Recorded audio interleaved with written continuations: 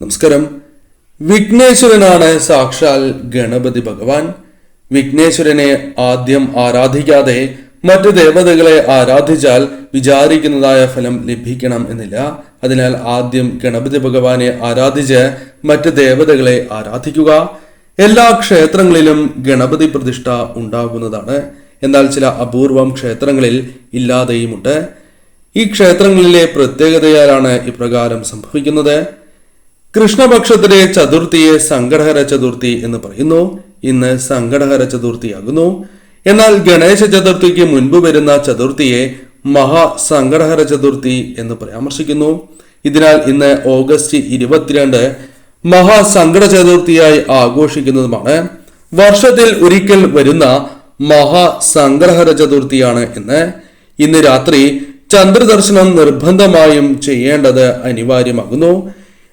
ഏതെല്ലാം നക്ഷത്രക്കാരാണ് പ്രത്യേകിച്ചും ഇപ്രകാരം ചെയ്യേണ്ടത് എന്നും ഇന്നേ ദിവസം ചന്ദ്രദർശന സമയം ജപിക്കേണ്ടതായ ആ വിശേഷപ്പെട്ട മന്ത്രത്തെക്കുറിച്ചും ഈ വീഡിയോയിലൂടെ വിശദമായി തന്നെ മനസ്സിലാക്കാം. ആദ്യം പരാമർശിക്കുന്നത് തിഥിയെക്കുറിച്ചാകുന്നു. ഓഗസ്റ്റ് 22 ഉച്ചയ്ക്ക് 1:46 തിഥി ആരംഭിക്കുന്നതാണ്. ഓഗസ്റ്റ് 23 രാവിലെ 10:38 തിഥി അവസാനിക്കുകയും ചെയ്യും. ചതുർത്ഥി തിഥിയും ചന്ദ്രോദയവും പ്രാധാന്യം വന്ന് ചേരുന്നതിനാൽ ഓഗസ്റ്റ് 22 അതായത് ഇന്ന് മഹാസങ്കടഹര ചതുർത്ഥിയായി നാം ആഘോഷിക്കുന്നതുമാണ്. മറ്റ് ചതുർത്ഥി വ്രതം അനുഷ്ഠിക്കുവാൻ സാധിച്ചില്ല എങ്കിൽ പോലും ഇന്നേ ദിവസം ഭഗവാനെ വ്രതത്തോടെ ആരാധിക്കുന്നത് ഏറ്റവും ശുഭകരം തന്നെയാകുന്നു. സാധിക്കാത്തവർ ഇന്നേ ദിവസം ഭഗവാനെ ആരാധിക്കുന്നത് പോലും സർവ ഐശ്വര്യപ്രദമാകുന്നു. ഇന്നേ ദിവസം ചില കാര്യങ്ങൾ പ്രത്യേകിച്ചും ചെയ്യുന്നതിലൂടെ ജീവിതത്തിലെ പല ദുരിതങ്ങളും അകലുന്നതിന് സഹായകരമായി തീരും. ചില നക്ഷത്രക്കാർ പ്രത്യേകിച്ചും ഇപ്രകാരം ചെയ്യുന്നത് അതീവ ശുഭകരം തന്നെയാകുന്നു.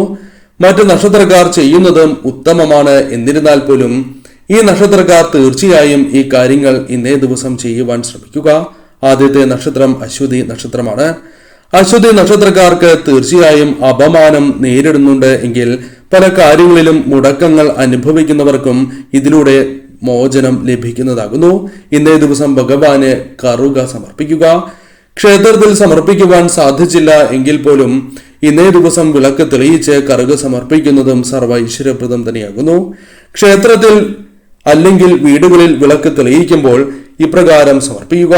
9 കറുക സമർപ്പിക്കുന്നതാണ് ഏറ്റവും ശുഭകരം. സംഖ്യയ്ക്ക് പ്രാധാന്യമുണ്ട്. 9 എണ്ണം തന്നെ സമർപ്പിക്കുവാൻ പ്രത്യേകം ശ്രദ്ധിക്കുക.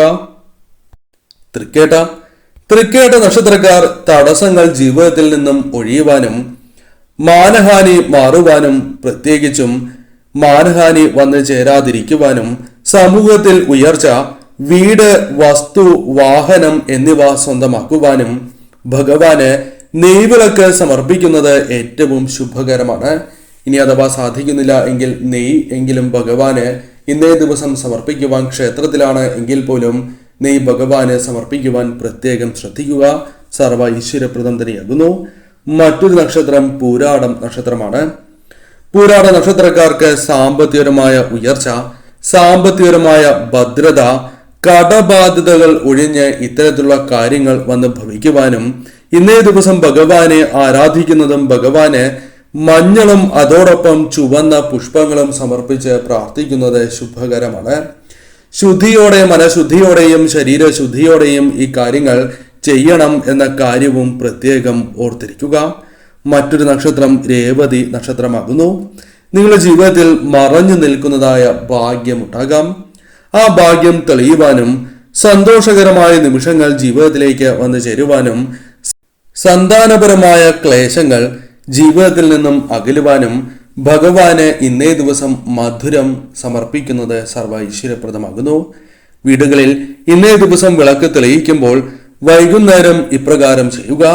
സന്ധ്യയ്ക്ക് ഭഗവാന് മധുരം നൽകുക. കൂടാതെ ഇന്നേ ദിവസം ചില കാര്യങ്ങൾ കൂടി ചെയ്യുന്നത് ഏറ്റവും ശുഭകരമാണ്. ഈ കാര്യങ്ങൾ പൊതുവായി പരാമർശിക്കുന്ന കാര്യമാണ്. അതിനാൽ ഏവരും ഈ കാര്യങ്ങൾ ഇന്നേ ദിവസം പ്രത്യേകമായി ചെയ്യുവാൻ ശ്രമിക്കുക. ഒരു താലത്തിൽ അല്ലെങ്കിൽ വാഴയിലയിൽ ഈ വസ്തുക്കൾ ഭഗവാന് ഇന്ന് ഏവരും സമർപ്പിക്കുക.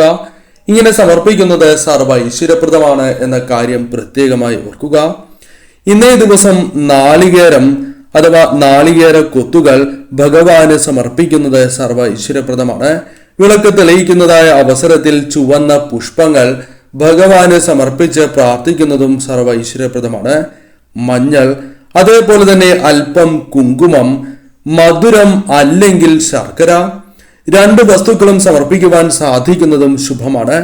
കറുകയാണ് എങ്കിൽ 7 എണ്ണമാണ് സമർപ്പിക്കേണ്ടത്. എണ്ണത്തിന് പ്രാധാന്യമുണ്ട്, ആ കാര്യം പ്രത്യേകം ശ്രദ്ധിക്കുക. എല്ലാം സാധിക്കുന്ന വിധത്തിൽ തന്നെ നിങ്ങൾ സമർപ്പിക്കുവാൻ പ്രത്യേകം ശ്രദ്ധിക്കുക. ഇനി അഥവാ നിങ്ങൾക്ക് ഈ കാര്യങ്ങൾ ഒന്നും സമർപ്പിക്കുവാൻ സാധിക്കുന്നില്ല എങ്കിൽ ഭഗവാനെ വിളക്ക് തെളിയിച്ച് ആരാധിക്കുക. ശേഷം ഞാൻ ഈ പരാമർശിക്കുന്ന മന്ത്രങ്ങൾ കൂടി ജപിക്കുക. ഈ മന്ത്രങ്ങൾ ഏവരും ജപിക്കുന്നത് ശുഭകരമാണ്. സമർപ്പിച്ചതിന് ശേഷം ഈ മന്ത്രം ജപിക്കുന്നതും ശുഭമാണ് എന്ന കാര്യവും ഓർക്കുക. ആദ്യത്തെ മന്ത്രം ഏവർക്കും അറിയാവുന്നതായ ഭഗവാന്റെ വിശേഷപ്പെട്ട മന്ത്രമാണ്. ഓം ഗം ഗണപതയേ നമഃ എന്ന അതിവിശേഷപ്പെട്ട മന്ത്രം. കൂടാതെ ഓം ശ്രീ ഗണപതയേ നമഃ എന്ന മന്ത്രവും ഇന്നേ ദിവസം 108 ജപിക്കുന്നത് സർവ്വ ഐശ്വര്യപ്രദം തന്നെയാകുന്നു. ഈ 2 മന്ത്രങ്ങൾ ഇന്നേ ദിവസം കേൾക്കുന്നത് പോലും ഏറ്റവും പുണ്യമാണ് എന്ന കാര്യവും ഓർക്കേണ്ടതായിട്ടുണ്ട്. രാത്രി ചന്ദ്രദർശനത്തോടെ വ്രതം എടുക്കുന്നവർക്ക്, വ്രതം എടുത്തിരിക്കുന്നവരാണ് നിങ്ങൾ എങ്കിൽ ഇന്നേ ദിവസം ചന്ദ്രദർശനത്തോടെ വ്രതം അവസാനിപ്പിക്കാവുന്നതുമാണ്. എന്നാൽ വ്രതം എടുക്കാത്തവരാണ് എങ്കിൽ ഇന്നേ ദിവസം ചന്ദ്രദർശനത്തോടെ വിളക്ക് കെടുത്താവുന്നതുമാണ്. കൂടാതെ ഇന്നേ ദിവസം ഒരു കാര്യവും പ്രത്യേകം ശ്രദ്ധിക്കുക. ഭഗവാന് സമർപ്പിച്ചതായ പ്രസാദം അത് ഏവർക്കും നൽകുവാൻ ശ്രമിക്കുക.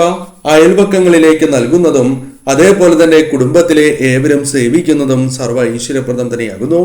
ഇന്നേ ദിവസം ചെയ്യേണ്ടതായ ഒരു പ്രധാനപ്പെട്ട കാര്യമുണ്ട്. ക്ഷേത്രത്തിൽ ദർശനം നടത്തുവാൻ സാധിക്കുന്നവരാണ് എങ്കിൽ ഇന്നേ ദിവസം നാളികേരം ഉടയ്ക്കുക. കുടുംബാംഗങ്ങളുടെ ഏവരുടെയും തലയ്ക്കുഴിഞ്ഞ് നാളികേരം ഉടയ്ക്കുന്നതും ശുഭകരമാകുന്നു. വന്നു ചേർന്നിരിക്കുന്നതായ ആ തടസ്സങ്ങളെ ഒഴിവാക്കുവാനും ജീവിതത്തിൽ ഭാഗ്യം വന്നു ചേരുവാനും സഹായകരമാണ്. ഭഗവാന് വിശേഷപ്പെട്ടതായ ഈ ദിവസം നാളികേരം ഉടയ്ക്കുന്നതിലൂടെ സംഭവിക്കുക. ഇരട്ടി ഭാഗ്യം തന്നെ വന്നു ചേരും എന്ന കാര്യവും ഓർക്കേണ്ടതായിട്ടുണ്ട്. ഇന്നേ ദിവസം കറുകാമാല ഭഗവാനെ സമർപ്പിച്ച് പ്രാർത്ഥിക്കുന്നതും ഐശ്വര്യപ്രദം തന്നെയാകുന്നു. ആ കുടുംബത്തിൽ ഉയർച്ച വന്നു ചേരുന്നതിനും ഗണേശന്റെ അഥവാ സാക്ഷാൽ ഗണപതി ഭഗവാന്റെ അനുഗ്രഹം സദാ കൂടെ ഉണ്ടാകുന്നതിനും സഹായകരമായി തീരും. ഈ പ്രധാനപ്പെട്ട കാര്യങ്ങൾ ഏവർക്കും വീടുകളിൽ ചെയ്യുവാൻ സാധിക്കുന്നതായ കാര്യങ്ങൾ തന്നെയാകുന്നു. ഏവരും ഈ കാര്യങ്ങൾ പ്രത്യേകമായി ചെയ്യുവാൻ ശ്രമിക്കുക.